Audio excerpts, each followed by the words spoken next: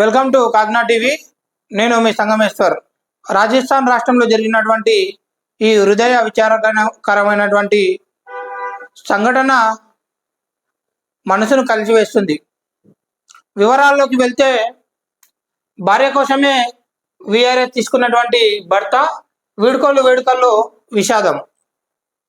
గుండె సంబంధిత సమస్యతో బాధపడుతున్నటువంటి భార్య బాగోగులు చూసుకునేందుకు ఓ భర్త ప్రభుత్వ ఉద్యోగం నుంచి స్వచ్ఛందంగా విరమణ తీసుకున్నాడు. పిల్లలు లేని ఈ దంపతులు తదుపరి కాలాన్ని ప్రశాంతంగా గడపాలని భావించారు. విధి నిర్ణయం మరోలా ఉంది. కోటకు చెందిన దేవేంద్ర సందల్ కేంద్ర గిడ్డంగుల విభాగంలో పనిచేస్తున్నారు. భార్య దీపిక మెగ్రోని. ఈమె గుండె సంబంధిత సమస్యతో బాధపడుతున్నందున దేవేంద్ర 3 ఏళ్ల ముందుగానే ఉద్యోగానికి రాజీనామా చేశారు. దేవేంద్ర దంపతులను సత్కరించినటువంటి ఉద్యోగులు వారితో ఒకరు ఫోటోలు దిగడం మొదలు పెట్టారు. అంతా సరదాగా సాగుతున్న సమయంలో దీపిక ఉన్నట్లుండి కుర్చీలోనే వాలిపోయారు. వెంటనే ఆసుపత్రికి తీసుకువెళ్ళగా అప్పటికే ప్రాణాలు కోల్పోయినట్లు వైద్యులు ధృవీకరించారు. కళ్ళ ముందే ఒకసారిగా కూలిపోయడంతో ఈ విషాదాన్ని చూసినటువంటి సహా ఉద్యోగులు కన్నింటి పర్యంతమయ్యారు. ఈ విధంగా కళలన్నీ కలగాని మిలిపోయినటువంటి వార్తకు సంబంధించినటువంటి విషయం చూస్తున్నాం. ఇది రాజస్థాన్ రాష్ట్రంలోని కోట అనే ప్రదేశంలో జరిగింది. అక్కడికి ప్రభుత్వం సాగు చేసే రైతుకే రైతు భరోసా ఇస్తుందని స్పష్టం చేసింది.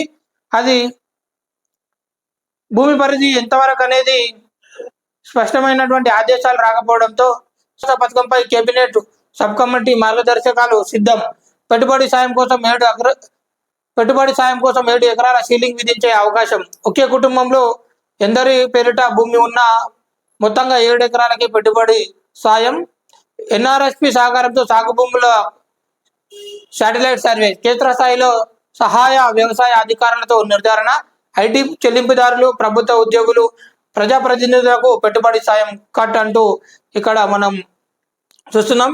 సీఎం కిసాన్ సమ్మతి నిధిలోని కొన్ని మార్గదర్శకాలను పరిగణలోకి తీసుకొని ఉన్నటువంటి ప్రభుత్వానికి సంబంధించి వార్త.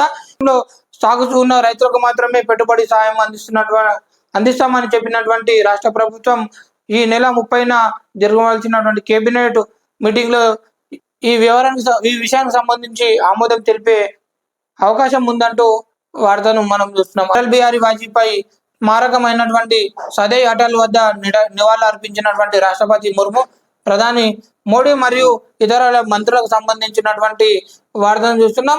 ఈ విధంగా సెంట్రల్లో వాజ్పేయి చిత్రపటం వద్ద మల్లికార్జున ఖార్గే, జేపీ నడ్డా తదితరులు నివాళులు అర్పించారంటూ దేశానికి వాజ్పేయి అందించిన సేవలను ప్రధాని మోడీ స్మరించుకున్నారు. ఈ మేరకు ఎక్స్లో పోస్ట్ చేశారు. రాజ్యాంగ విలువలను పరిరక్షించడంలో వాజ్పేయి ఎంతో కృషి చేశారని, దేశంలో ఎన్నలేని ప్రభావం చూపారని కొనియాడారు. వాజ్పేయి జయంతి వేడుకలను దేశవ్యాప్తంగా ఘనంగా జరిగాయి. వివిధ రాష్ట్రాల ముఖ్యమంత్రులు, ఎంపీలు, ఎమ్మెల్యేలు, బీజేపీ నేతలు, కార్యకర్తలు, అభిమానులు ఈ వేడుకల్లో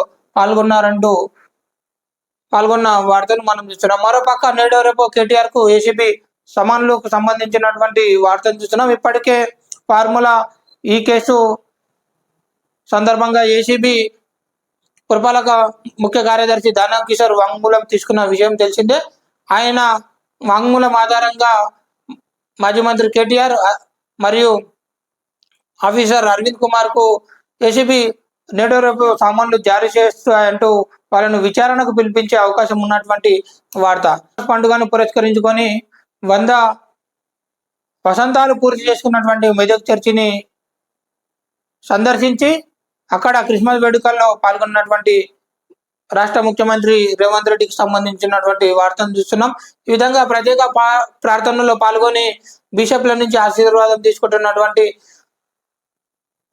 రేవంత్ రెడ్డి మరియు వారి పక్కన ఉన్నటువంటి మంత్రి పొంగులేటి శ్రీనివాసరెడ్డికి సంబంధించినటువంటి వార్తను చూస్తున్నాం. ఈ విధంగా వారు మాట్లాడుతూ ఇందిరమ్మ ఇళ్లకు సంబంధించి కేటాయింపుల్లో దళిత, గిరిజన, క్రైస్తవులకు ప్రాధాన్యత ఉంటుందని ఆయన పేర్కొన్నారు. ఈ విధంగా ఫీజు రీయింబర్స్మెంట్, ఆరోగ్యశ్రీ క్రైస్తవ మిషనరీల స్ఫూర్తి అంటూ ఆయన నిన్న పేర్కొన్నారు. రాష్ట్రాన్ని అభివృద్ధి పథంలో నడిపేలా ప్రభు ఆశీర్వదించాలని ఆకాంక్ష.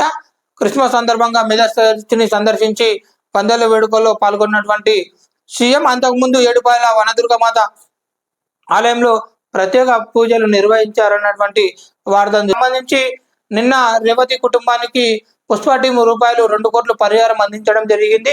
సినీ ప్రముఖులతో సీఎం భేటీ కానున్నారన్నట్ల వార్త. తెలుగు మాధ్యమంలో చెప్పేదెవరు? మాతృభాషలో ఉన్నత విద్య బోధించాలని కేంద్రం సిఫారసులపై రాష్ట్ర విద్యాశాఖ తర్జన. ఇప్పటికే రాష్ట్రంలో తగ్గుతున్నటువంటి